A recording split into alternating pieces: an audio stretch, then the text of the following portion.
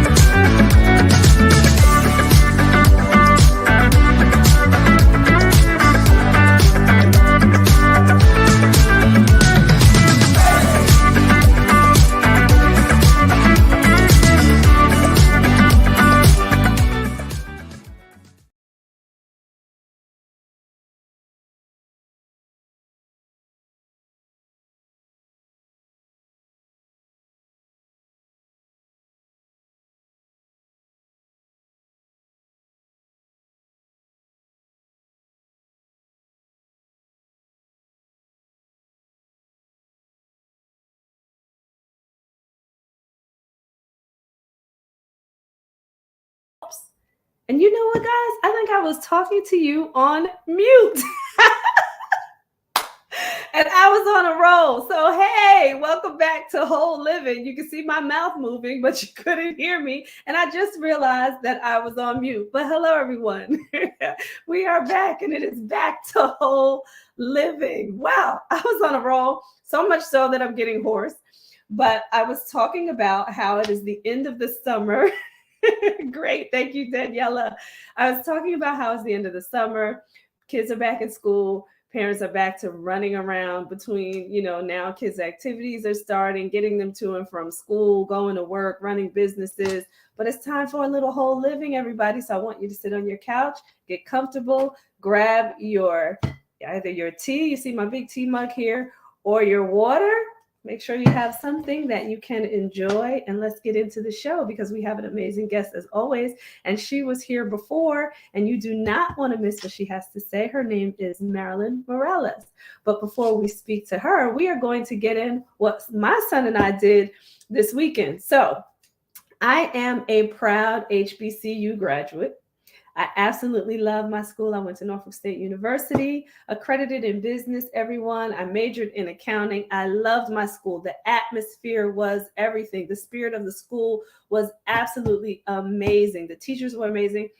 But One part of what makes an HBCU so fun and gives it its spirit is the band. So I am originally from New Jersey, went to school in Virginia in the South, now ended up moving to the South in North Carolina. And every year during Labor Day weekend here in Charlotte, North Carolina, they have the Battle of the HBCU Bands. So, I was super excited to go to this event and to take my son because he is now a junior in high school so that he can get this whole college experience and spirit before we actually go visit schools this year. So he got a little preview of it. So I want to play hour two. We rated the bands. Yep, we went there and we rated the bands. So sorry, everybody. They all were great. However, there were two that were our absolute favorite. And I want to tell you why. So the first one was Central State University. And the reason why this band was our favorite, one, because it was smaller in number than any other band, and they played so well. But what they also did was they took things a little out of the norm, and they gave you a little bit of a different style of music. So I want to play one of their videos from Central State University, and I'll kind of talk about these after they play. So Central State is the ones that is along the side there with the red on.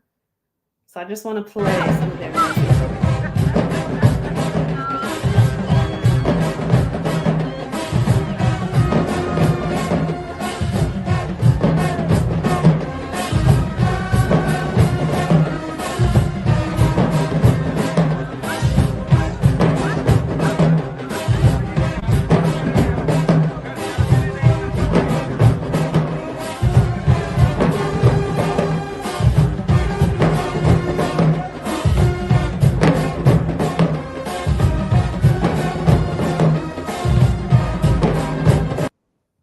So that song, if you guys don't know that song, it's like a reggae song. It's no, no, no, you don't love me, this I know now. So they were getting down with that song. And I love that because you don't normally hear reggae music with a college band. And then if you can play their other one, because they went against, the grain again when it comes to songs. So, and I love music, you guys. So, any genre.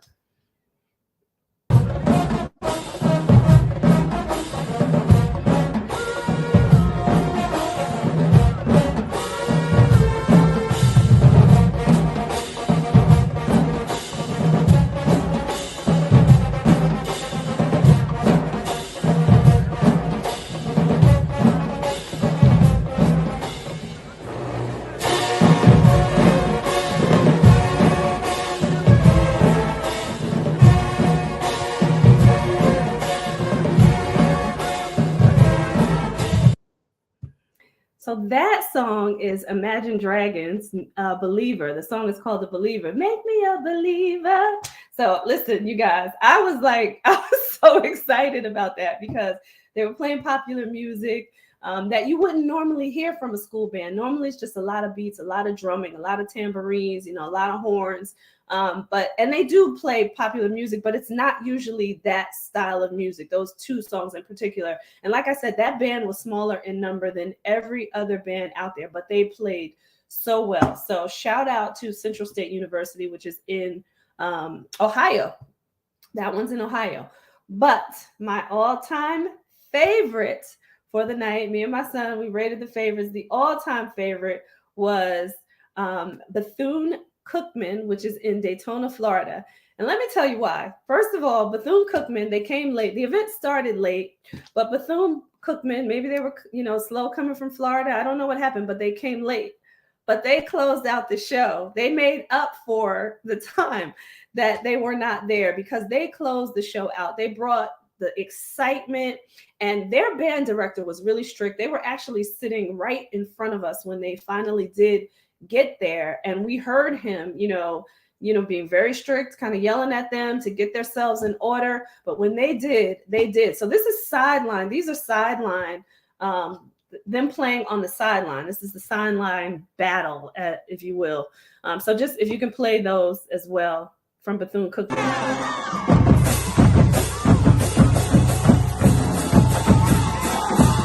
They're like jumping, they're into it.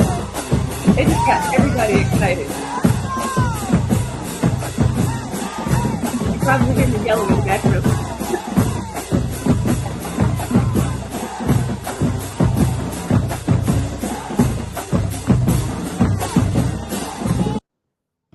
And you can hear it. You can hear the horns. You can hear like every piece within the band. You can hear the horns. You can hear the tambourines. You can hear the drums. And if you can play their next one.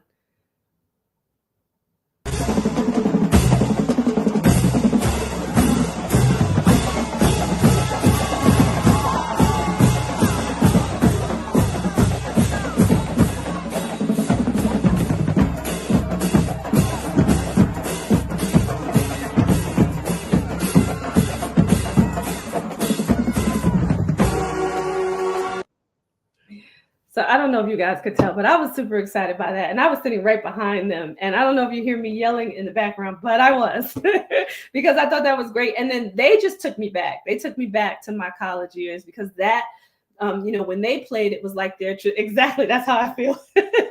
But it's like the traditional college band sound, and you can hear every piece within the band. Absolutely amazing.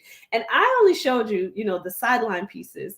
What they did on the field, I couldn't get close enough for you to really see it good on television. But what they did on the field, I mean, the movements, the formation that went with the playing was absolutely amazing. So shout out to Bethune-Cookman down in Daytona, Florida. They were our number one. That's who we picked as number one. So, and again, that's our opinion, me and my son. All the bands did great, don't get me wrong, but those were the two favorites for us. So yes. So if you're thinking about going to an HBCU, you might want to choose one of those two or look for the others, but they're absolutely amazing. So, and I would say when you're thinking about college, you want to make sure that they have exactly what you're looking for. So whatever it is that you're looking to major in, that school of whatever it is accredited. Okay. You want to make sure that you have that. So that's it. That's my preview for HBCU Battle of the Bands. But tonight, our topic is Izzy's legacy, everyone. We are here supporting and honoring Izzy's legacy. And we have the beautiful Marilyn Morales backstage to tell us all about Izzy's legacy and what is happening on September 16th that me and my son will be a part of. We will be attending and my son will be a part of. So I'm super excited about this. We want to have Marilyn come on in and we're going to get into the conversation. Hello. So before we get started, because I know you have little ones too, like what did you think about, the college band? You just mentioned something backstage, so you can tell our audience. Listen, I'm very excited now after seeing those videos. Yeah, because my little guy, he's 12 years old. He just joined the high school marching band. He's actually in junior high school, but because he's a very good drummer, they asked for him to be a part of it. So we're excited. And I said, you know what? I got another 6 years of this in front of me. Yeah. I'm a band mom now. Yeah, that's exciting. That's super exciting. And high school band, there are some high school bands that are just as good as the college bands, by the way. I remember growing up and from New Jersey. So East Side High School from Paterson, New Jersey, and Kennedy High School from Paterson, New Jersey. They used to march in the Ridgewood, New Jersey's 4th of July parade, and they always turn the whole parade out every time. Like hands down, they were the best part of the parade. So some of the high school bands are amazing too. So get excited, Marilyn, because he loves music. So I know that when it comes to college, I can see him being a part of that. What you just showed us too. I can see that he's gonna just love it. Yeah. I'm excited. Kudos to your baby for being in junior high school and playing with the high school band. Also. Yeah, he's playing with the big boys. Yeah, absolutely. So he's gonna know some kids from high school before he gets there. So that's awesome. No, he was started yesterday, and I was very happy to see that. I said, when I said okay to this, I was concerned, right? And then I saw him. He's making friends with 15 and 16-year-olds, and he's 12. But they're treating him like their little brother, right? So first day of school, the junior high school is attached to the high school. The boys came over, saw him, and were welcoming him to the school and telling him, don't be nervous. You're going to have a great time. And that made me feel better. So, yeah, that's awesome. So he's already got people that have his back. Yes. Yeah. The band. Yeah, exactly. Exactly. That's amazing. I love to hear stories like that. And it's nice when kids are good to each other, Absolutely. So that's always good to hear. So we want to talk about Izzy's legacy because, are you like, running around like crazy because the time is almost here now. I know. Listen, I am trying not to get crazy. I got a good, friends and family who are assisting with this, especially Daniela Roman. I know she's out there. She is watching. She is the official caterer of Izzy's Legacy. So Daniela's Delicious Delights is going to be catering. Yay, Daniela. Yeah, Daniela. I got Julia Gandy, Nikki Cuesta. So these women who are truly locking arms with me, believing in the mission and saying, we're here with you and we're going to help you get to the finish line. And they truly are. Amen. Amen. And shout out to all of them. Daniela and Nikki, of course, I know both of those beautiful ladies and know just how amazing they are as well. So thank you guys. I can't wait to see you all out there at the event. Yeah. And your son, who is volunteering, he was my very first teen volunteer. So. Yes. Yeah. So excited about that too. So talk about that. Talk about, when we first talked about this on the last show and your idea around the volunteers and why you wanted the volunteers that you did. Right. So Isabella would have been 16 this year. Right. So I said, instead of celebrating around the time that she would have been 16, I made this the year of Isabella. Right. So I launched my book in January. I officially started the nonprofit. We became an official nonprofit a day before her birthday in March. And I said, you know what? I'm going to try to get this done so that we can celebrate what would have been her 16th year of life. And, mothers are always celebrating their daughter's 16th birthday. Right. So I said, I'm going to do this in this way. And I wanted to bring other children, I call them children, but teens that would have been 16 as well. And when we talked, you told me that your son was 16. And when's his birthday? March 6th. March 6th. Exactly. Yeah. And I was like, oh my God, I can't believe it. So you had a baby at the same time. Yeah. Right? Just 2 days from each other. Yeah. So amazing. I said, so I wanted to show, kids of that age to be this, to the service of others, which is what I would have been doing with her. My other children have always been a part of things like this and drives, donor drives and things like this. I would have been doing this with her. And I'm just so happy to be bringing in other teens. And right now I have 8 of them that are going to be serving others that evening. Yeah, that's amazing. Yes. Yeah. So let's get into it. Let's backtrack a little bit. For those who did not see the last show, let's talk about, the mission of Izzy's Legacy.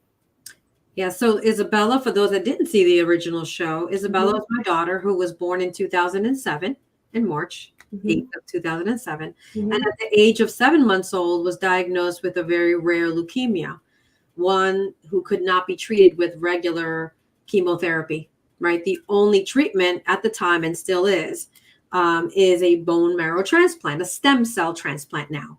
Back then, that's what they called it. Now we're calling it a stem cell transplant.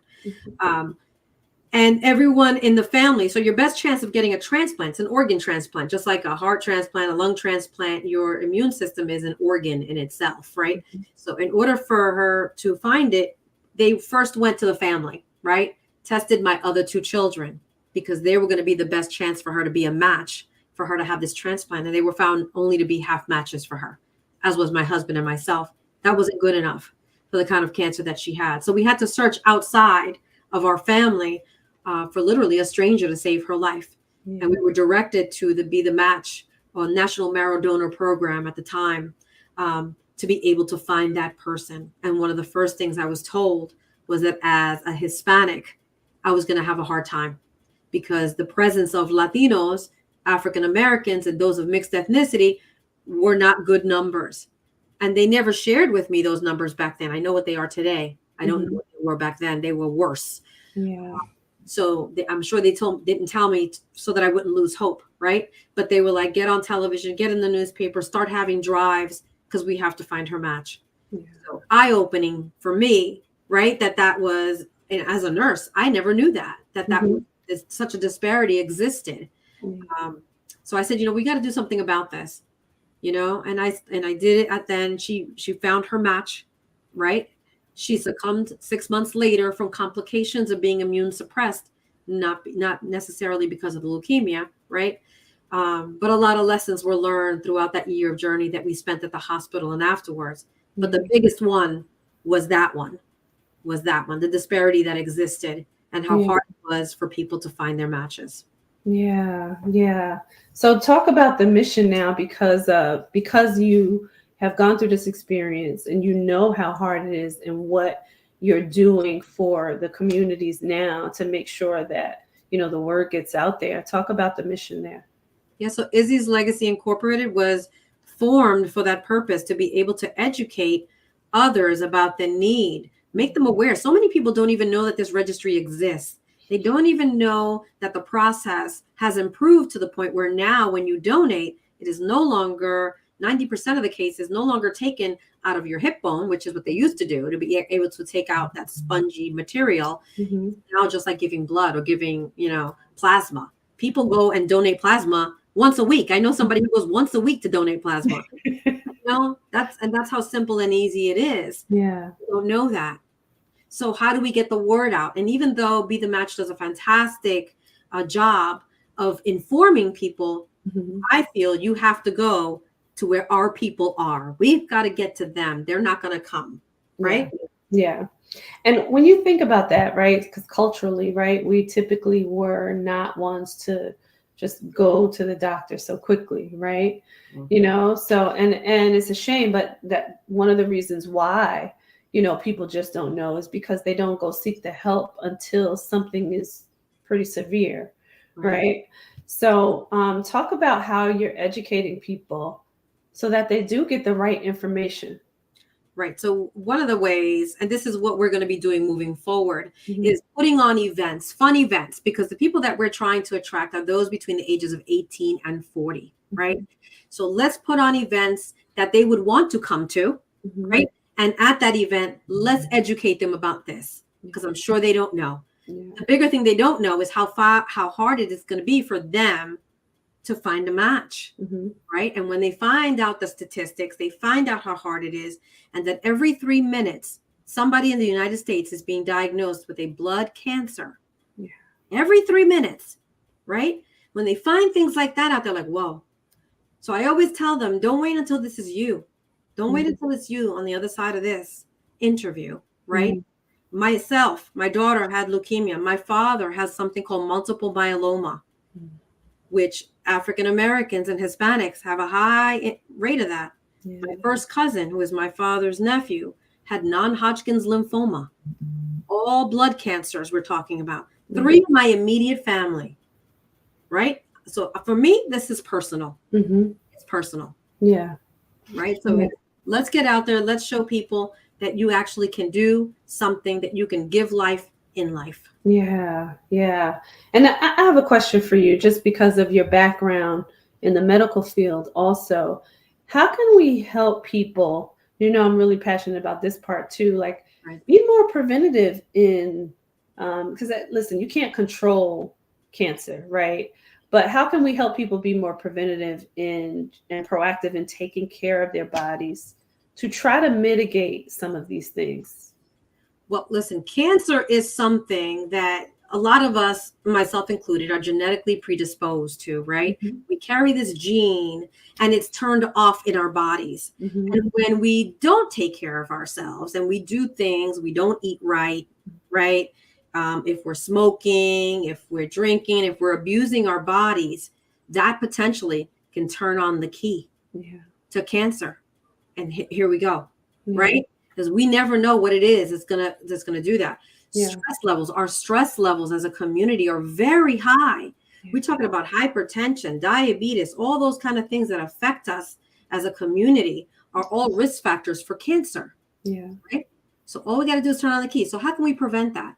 Is that we need to educate ourselves, number one. And number two, start implementing things like eating healthier, eating whole foods, stop with the processed stuff. Sometimes it's way cheaper for you to cook a meal than go buy that thing outside at McDonald's and all those other places, fast food restaurants. It's cheaper, it's better for you to stay away from those processed foods, right? Taking a walk every day, learning the tools in the toolbox. I know you and I, talk about this a lot, is keeping your stress down. And how can you do that? What are easy, simple ways for you to do those things? Sometimes it's as simple as taking a walk. Take a 10-minute walk, right?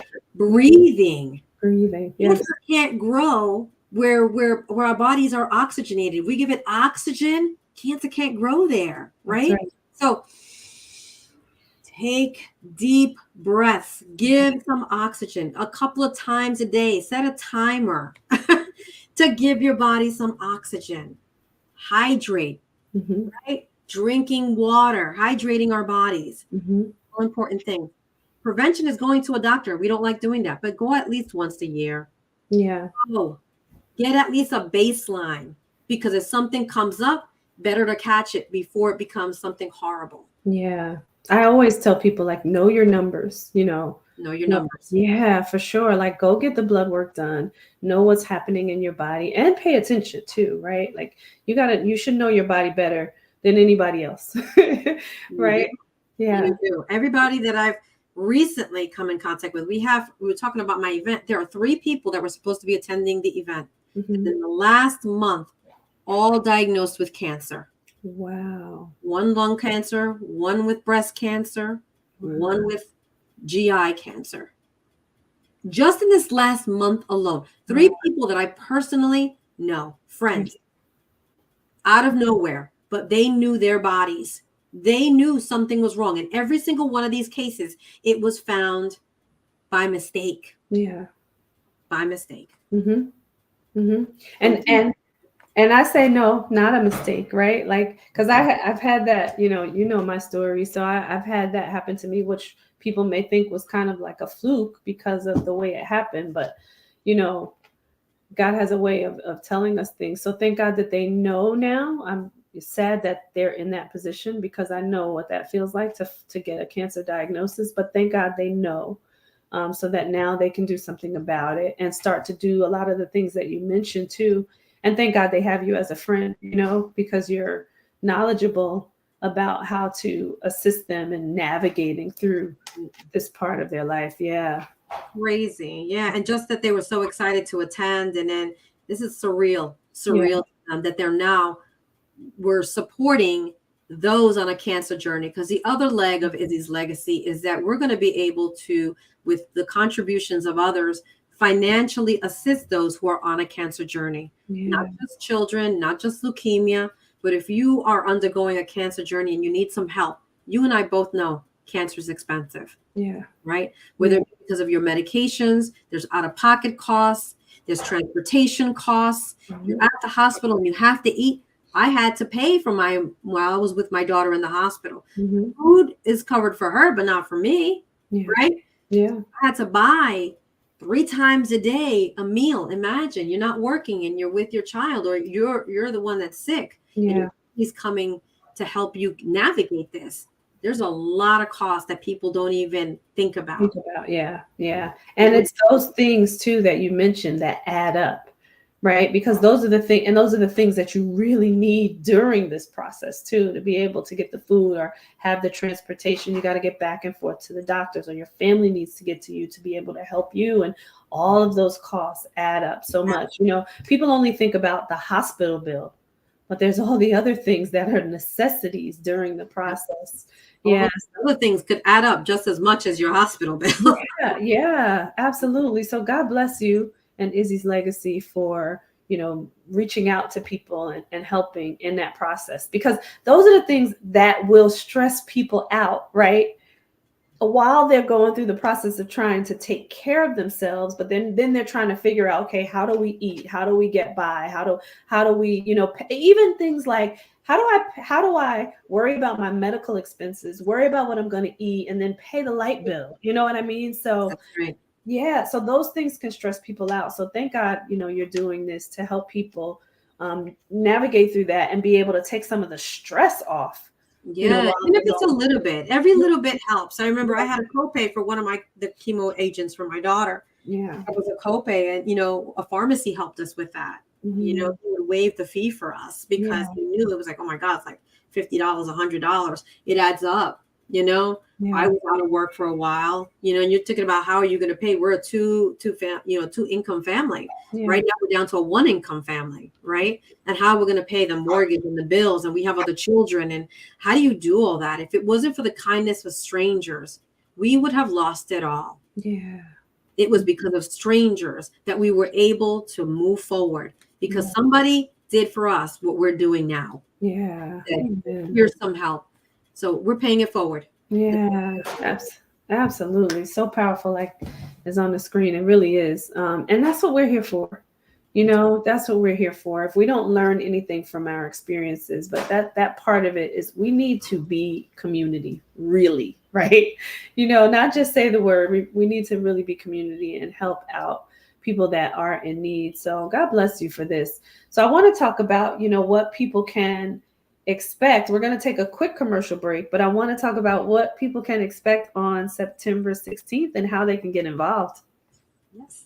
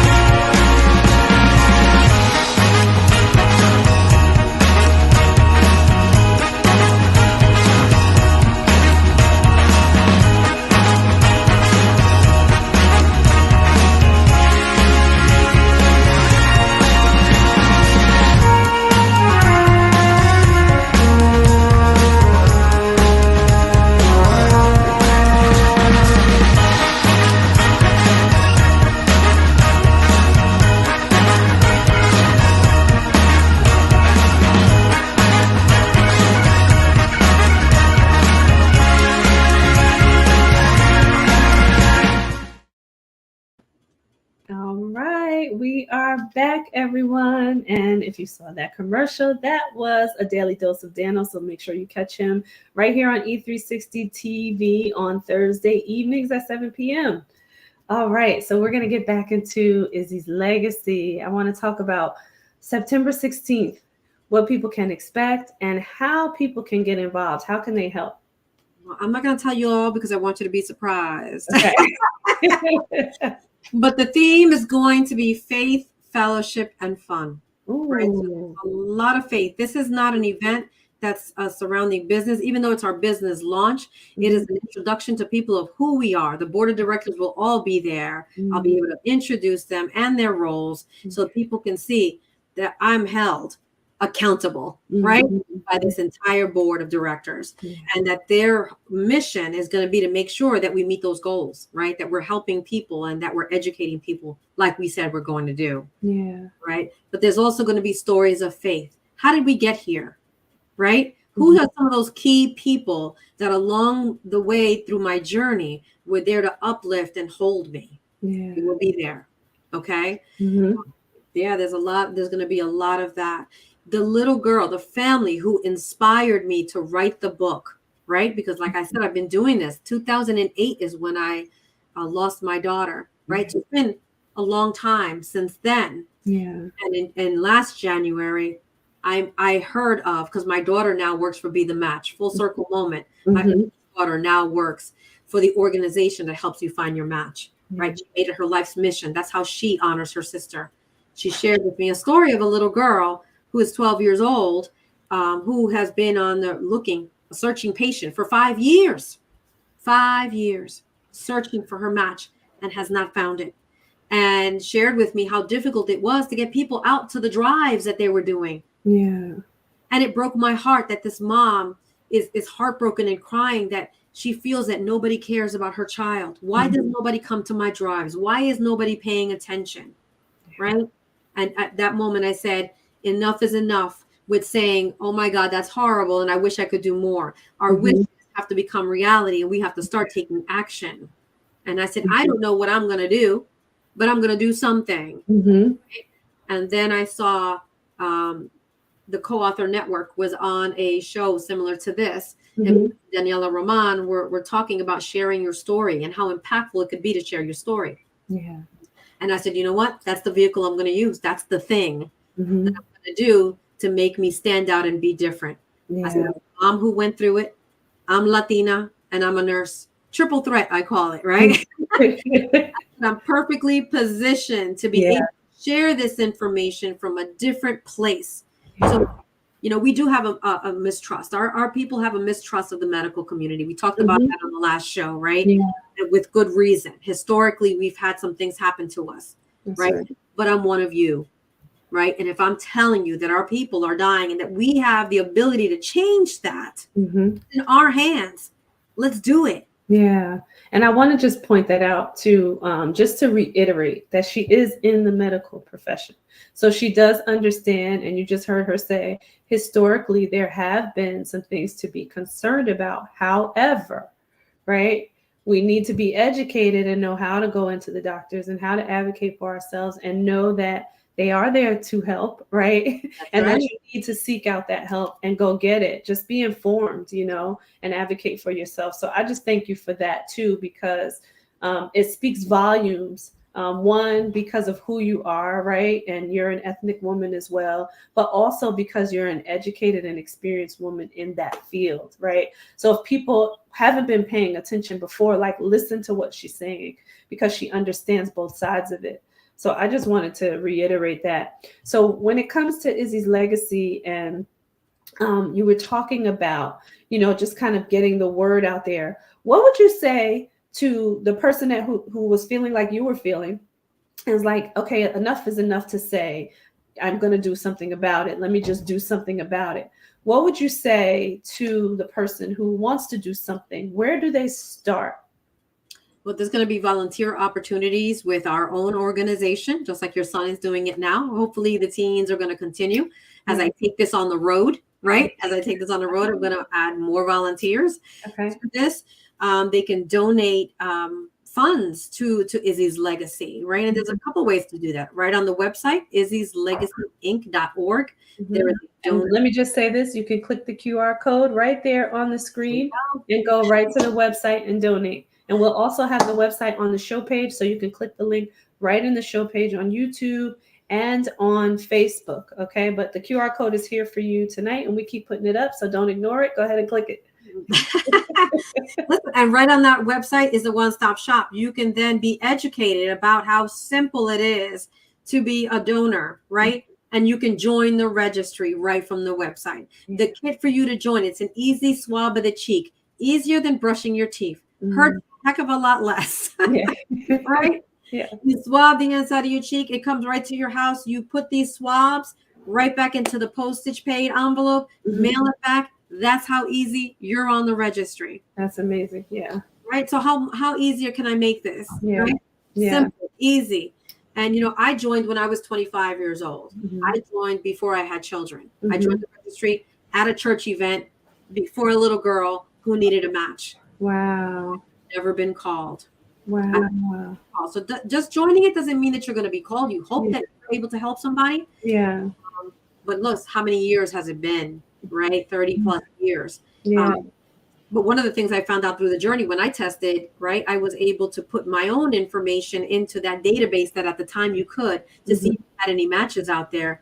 I did it with myself and my family and found that myself and my other two children had 0 matches out there. Wow. Isabella did and my husband did, but the 3 of us did not. So at that time is when I said, no matter what happens with her, I need to continue to bring awareness to this. Had it been us, there was nobody there for us. Yeah. It. Wow. And that's huge to think about, all the people that are in this country alone, right? Not even the world, but just think about all the people that are in this country and there wasn't a match. Like that's, I mean, just everybody's matches out there. They just haven't joined yet. Yeah. Right. Yeah. There's so many different variations when we're talking about DNA, right? And HLA typing, the HLA is a protein on the cells, on the mother cells of all the cells of our body. And they match the protein so that you don't reject it, right? Because if there's something foreign, your body's going to reject it. It's going to launch an attack. You attack your immune system, a lot of things, your organs will break down. So they have to find somebody that matches you very closely. And there's so many. We talk about people who are of mixed ethnicity, right? There's so many variations that they just added to that. So to find their match, I talk about Isabella's donor, right? Because this is a story that has to be of faith and of God. He joined the registry right as we were starting our search. He was not on there. Okay.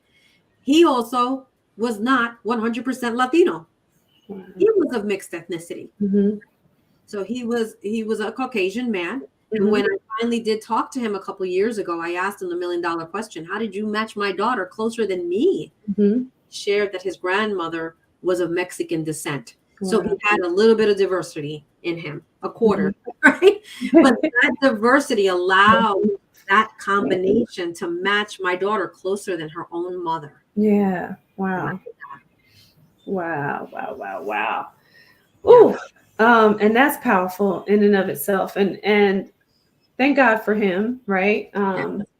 Yeah. So now everybody out there just listening to this, right? Talk about a little bit about who can and can't go in, because I know we mentioned this last time. Like, I'm just use myself as an example. Me now having had cancer, cannot do this, right? So I just want to, so that we can tell people the particulars, so that they know what to look for before they go in, or what's needed.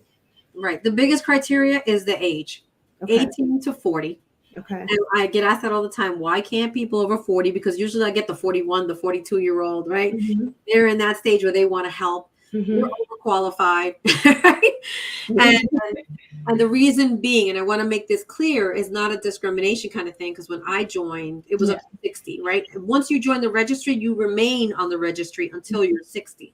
Okay. But it is the younger the donor, the better the outcome for the recipient, right? So those cells will multiply faster.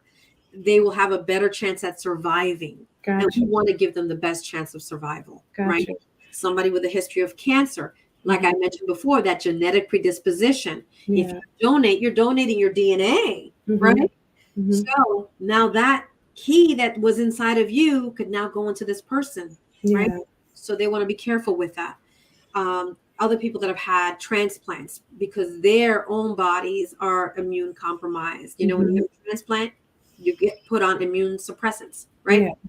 Things like that. There's a whole host of things. And I want to direct people to go to the website, right?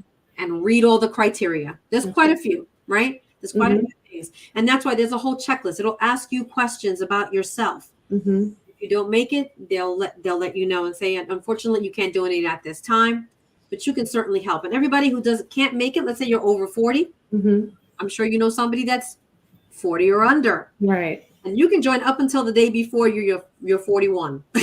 Wow. Okay. My birthday's tomorrow. I'm getting you to that. So for all our 40-year-olds out there, and you said it right too, right? Like people in their 40s, usually it starts like late 30s, 40s, 50s. That's when you're like out there, you're active, and you're looking to contribute in some way to society, right? And to different communities, and making sure that you're helping people. But listen, like Marilyn said, you know, somebody that's under 40. And I would say this too, like start your kids the way that you did, right? In, you know, just bringing that to the forefront with your children to help, right? To give of their time and to donate whatever it is, money, time. And then at some point, right, it could be to go to be the match, right? But they won't know if we're not exposing them to it, right? Because this is something that we need to happen along the generations, generation after generation, not something that we're just doing here at 50 and 40 and 30. We need to introduce these things to our kids. So I love that you've had your kids involved, which is why I'm getting Jordan involved, right? And he's done other things for the community, but you have to expose your children to these things because you want them to know that we're here to help. That's what we're here to do. You know, and if you don't believe me, and if you believe in God, go read the Bible. We are here to help. We're here to be in the service of others. That's what we're here to do, to be in the service of others, to be in community. Absolutely. Like, many different causes. This is just one of many, right? Absolutely. So when you're talking about, I love that, generational education. We talk about generational trauma, generational this. Let's talk about generational education, right? So that our future generations won't be affected the way we are, because we're teaching them, educating them, and helping them to prevent these things. Yes. Right? Yes. Let's teach them that. And whatever cause, it could be anything else that you guys are afflicted by in your families. Whatever that is, make it a passion. Yeah. Right?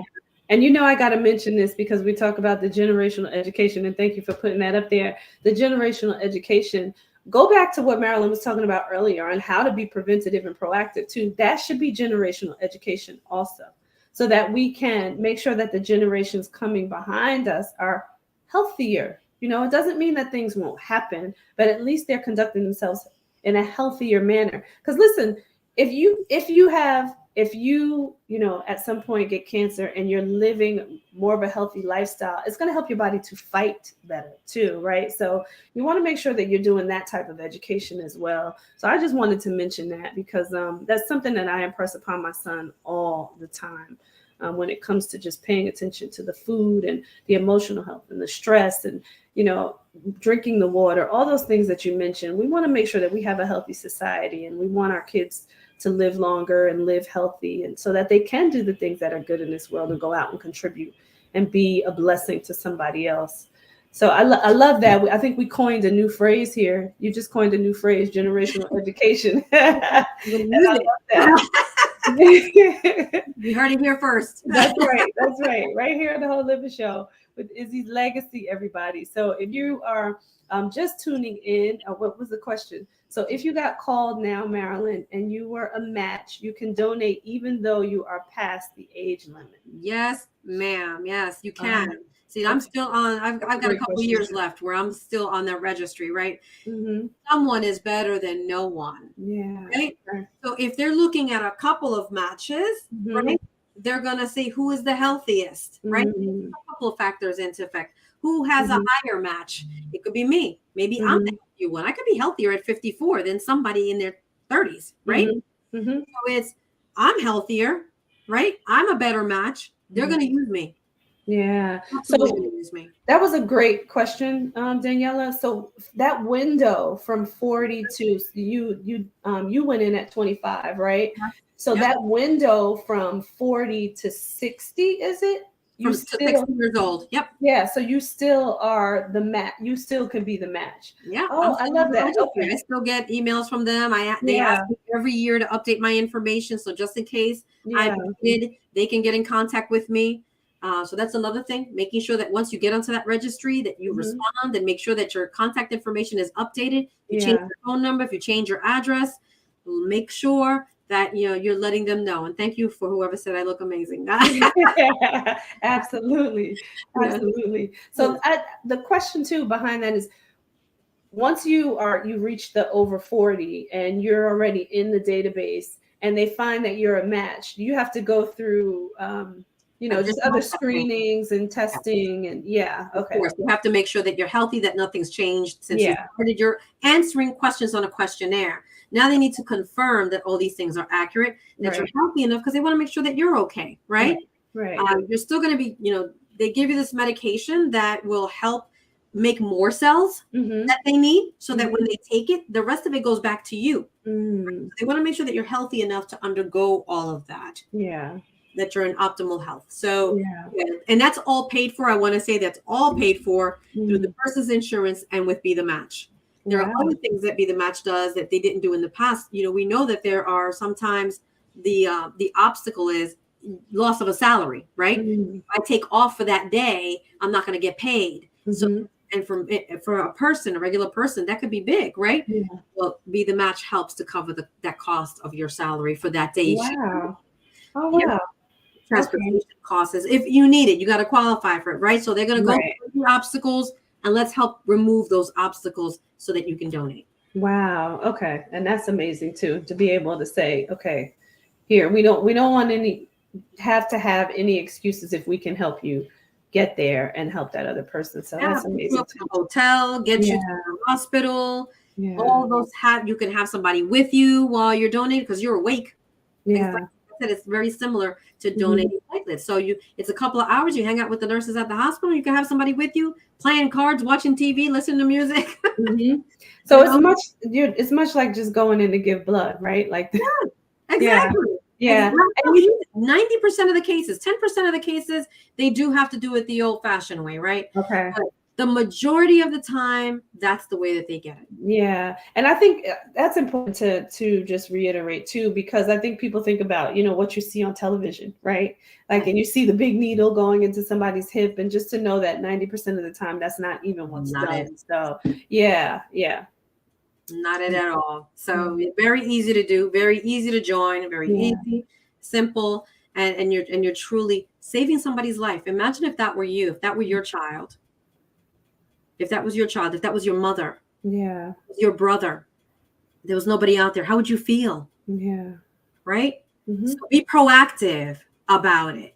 You know, I always feel that when you do something like this, it always comes back to you. And I always thought this, that because my husband and I were so very proactive before we even had children, and we're doing things like this to help somebody else, when it was our turn, there was somebody out there to help us. Yeah.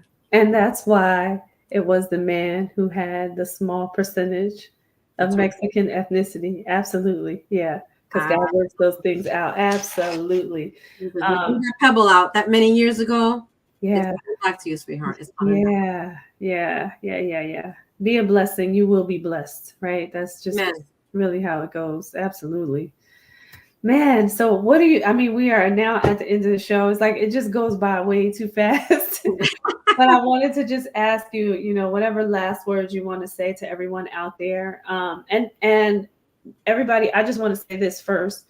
Go to the website and click the QR code, go to the website. If you're not in the New Jersey area or surrounding areas and you can't get there, please donate. Please, you know, if it's, you know, whatever it is, just go to the website, see how you can contribute. That's all I want to say to that. And if you are in the area, come and join us on September 16th at the event. Yeah, we have a few tickets available. We are almost 100% sold out. We sold out of our VIP tickets a while back. We only got a few general admission tickets left. Nice. That's all I got to say. So anybody that wants to get in should get in right now. This is it, because after Friday, it's done. It's a done deal. But everybody can help still, because all the funds that we're raising that night, it's a fundraising night as well. So we're going to be selling T-shirts, hats, all kinds of swag for Izzy's legacy. And 100% of all that is going straight to the nonprofit so that we can help as many people as possible. Yeah, I love it. So fantastic. And anybody who is interested in the book, my book is called When the Answer is No, Finding Purpose Through Pain. That's a different website. That's izzyslegacy.com. And you'll receive a personalized copy from me, personally signed copy from me. All right. So you heard it here, everybody. Go get the book. Go to izzyslegacy.com for the book, and you can go to izzyslegacyinc.org for the event and for donations. We thank you, everybody, for being here. We want everybody out here to take this seriously, right? You know, there's so many things going on in the world. We need to just be a blessing to people. Let's get out there. Let's make a difference. Let's do something instead of just sitting and saying, you know, I wish I could. Just go do. Just go do. And nothing is too small. I want to say that too. Nothing is too small. Whatever it is that you have in your heart and that you can donate to give back to somebody in need, do it. Nothing is too small. We appreciate you here. Click that QR code before we go. We love you, everybody. We thank you for joining the Whole Living Show. And we will be back here next week, Wednesday at 7 p.m. Eastern Standard Time. We will see you then. Thank you. Good night.